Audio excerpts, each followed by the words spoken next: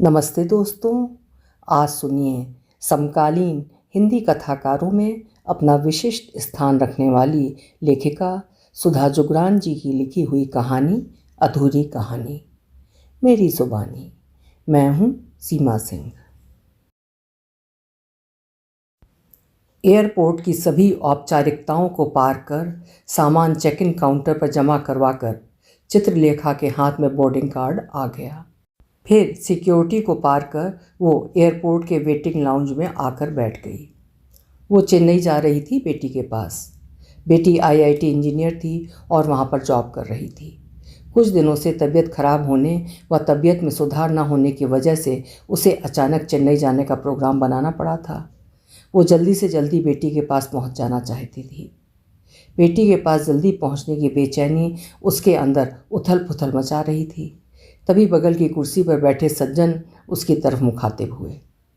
अरे तुम चेन्नई जा रही हो क्या? वो बुरी तरह चौंक गई। उस आवाज़ की सनसनाहट दिल के तारों में जल तरंग छेड़ गई थी। हाँ मैं, पर आप कौन? क्या आप मुझे जानते हैं? वो उन सज्जन की तरफ मुड़कर देखने लगी। तुम तो वैसी ही हो अभी भी चित्रलेखा, इसीलिए पहचान में आ गई, पर मुझे कैसे पहचानोगी? वे सिर से हाथ फेरते चेहरे तक ले आए। अब तक वो भी उन्हें पहचान चुकी थी। ओह आप अचानक मिले ना, मिलने की उम्मीद नहीं थी इसलिए। चित्रलेखा किंचित शर्मिंदा हो गई। लेकिन आप बहुत बदल गए हैं। शादी भी नहीं की फिर भी सिर के बाल उड़ गए। इस बार हास्य से उठकर ठहाका मारकर हंस पड़े थे चित्रगुप्त। ये सिर के बालों का शादी ना होने से कनेक्शन समझ में नहीं आया। कनेक्शन तो गहरा है पर आप नहीं समझेंगे। क्यों?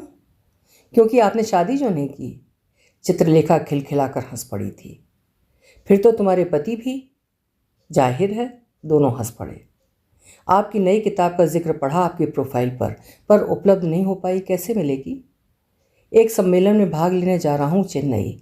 परसों रात की फ़्लाइट है वापसी की। अगर उससे पहले मिल पाओ तो दे जाऊँगा। फ़ोन नंबर बताइए अपना, बेटी का पता भेज देती हूँ। जब भी समय मिले आ जाइए। इस बार कॉफ़ी मेरे हाथ की पी लीजिए।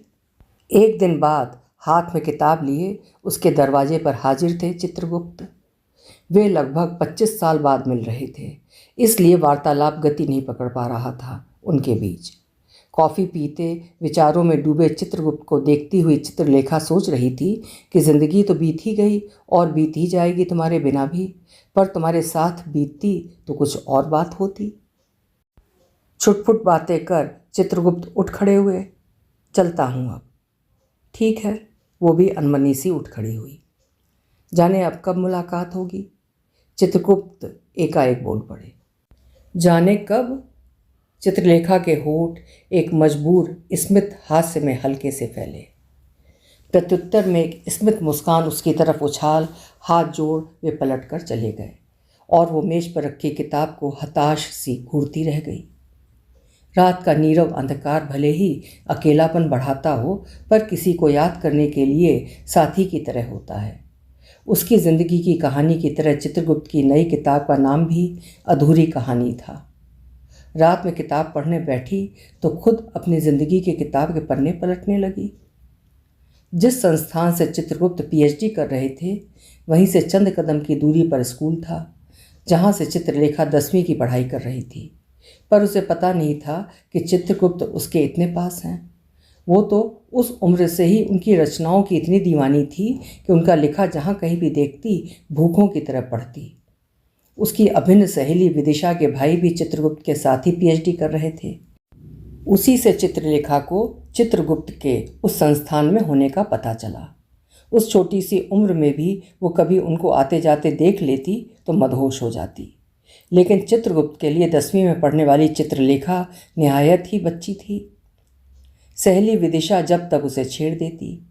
पता नहीं क्या दिखता है तुझे इस काले कलूटे में? नाम भी तो देखो, चित्रगुप्त। लगता है जैसे इतिहास के पन्नों से सीधे बाहर निकल आया हो। वैसे तेरा नाम भी चुनकर रखा है अंकल आंटी ने। चुप। खबरदार मेरे सांवले सलोने को काला कलूटा कहा तो। Tall, dark and handsome. कितना शानदार लगता है। और उसके बाल जब उलझे हुए उसके माथे पर गिरे रहते हैं। और वैसे भी मैं तो उसके मन मस्तिष्क की दीवानी हूँ। जिसमें इतनी तरह के भाव और विचार आते हैं। देख देख, वो आ रहा है तेरा TDS। एक दिन स्कूल के गेट से बाहर निकलते हुए सामने से आ रहे चित्रगुप्त को देखकर विदिशा चिल्लाई।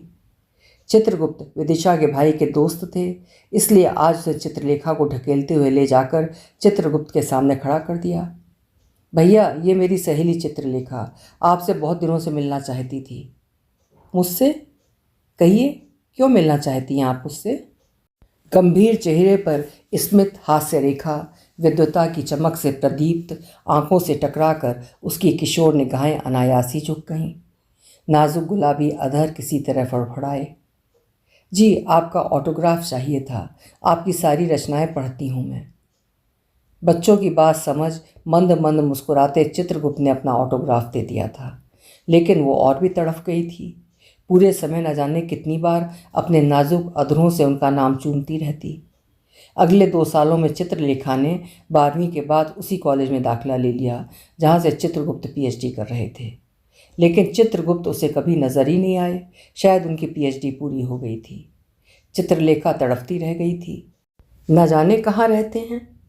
पत्रिकाओं में उनकी तस्वीर देखती तो दिल से लगा लेती, आंखें भीग जाती। पर यह कहानी शायद तब खत्म हो भी जाती, पर इसे तो खत्म होना ही नहीं था, बल्कि अधूरी रहना था। ग्रेजुएशन के बाद MBA कर वो एक FMCG कंपनी में नियुक्त हो गई और उस समय ब्रांड मैनेजर के पद पर पदस्थ थी। जब अपने किसी प्रोडक्ट की शिकायत को लेकर बार बार उससे मिलने को उतारू जिद्दी कस्टमर की जिद पर वो अपनी कंपनी की रिसेप्शनिस्ट को एक दिन डांट रही थी। अरे, आप मुझसे कैसे किसी को मिलाने की बात कर रही हैं? चित्रलेखा रिसेप्शनिस्ट मिस रीमा पर झुंझला रही थी। प्रोडक्ट मैंने नहीं बनाया है, कंपनी ने बनाया है। उन्हें कहो कि जाकर कस्टमर केयर में शिकायत करें। लेकिन मैम, वे तो जिद पाले बैठे हैं कि वे आपसे मिलकर ही रहेंगे। बड़े अजीब से इंसान हैं, कुछ कुछ दार्शनिक टाइप के हैं। कहते हैं आपके हेयर कलर ने उनके बालों को खराब कर उनकी सामाजिक छवि को नुकसान पहुंचाया है। ये कैसी शिकायत है? उन्हें उनके पुराने प्रोडक्ट के बदले नया प्रोडक्ट मिल जाएगा। पता नहीं, कहते हैं नया प्रोडक्ट उनकी बिगड़ी हुई सामाजिक छवि की भरपाई नहीं कर सकता। बाल स्ट्रेट से कुछ कर्ली हो गए हैं। कहते कहते रीमा हंसने लगी। मुस्कुरा तो चित्रलेखा भी गई। मैम, एक बार मिल लीजिए मिस्टर चित्रगुप्त से। कई चक्कर लगा चुके हैं, आज भी यहीं बैठे हैं धरना देकर। नाम सुनकर कुछ कसमसा गया चित्रलेखा के अंदर। ठीक है, उन्हें भेज दो अंदर। थोड़ी देर बाद आगंतुक उनके सामने था। कहिए, लैपटॉप पर नजरें गड़ाए चित्रलेखा बोली। मैडम, आप पल भर के लिए आंखों को थोड़ा विराम देंगी तो मैं अपनी बात कह सकता हूँ।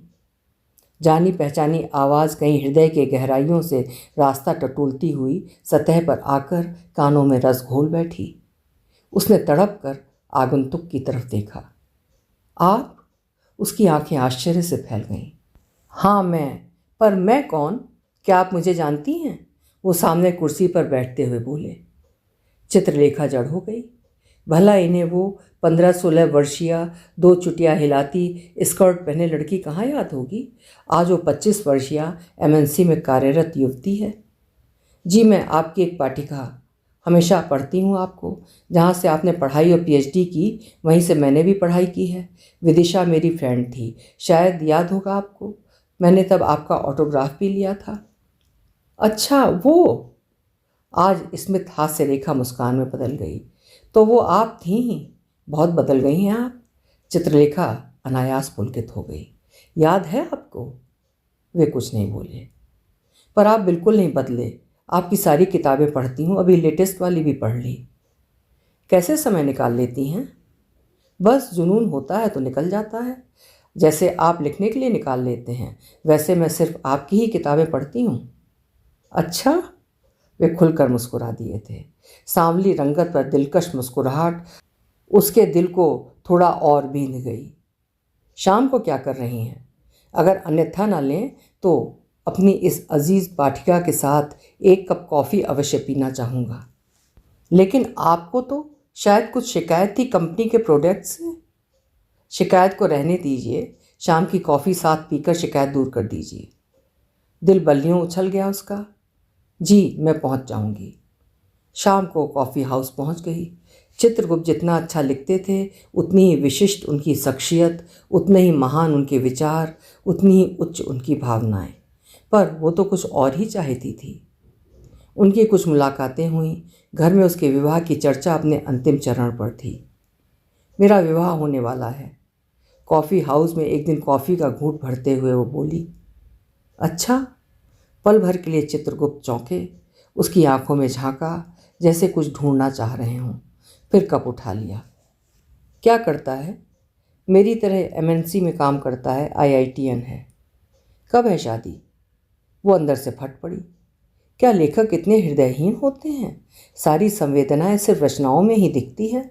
उनका सारा आदर्शवाद कोमल भावनाएं, कोरी कल्पनाएं होती हैं जो उनकी पुस्तकों में नायक नायिका ही बोलते हैं, और उनकी प्रेम कहानियों में वर्णित वे कोमल भावनाएं।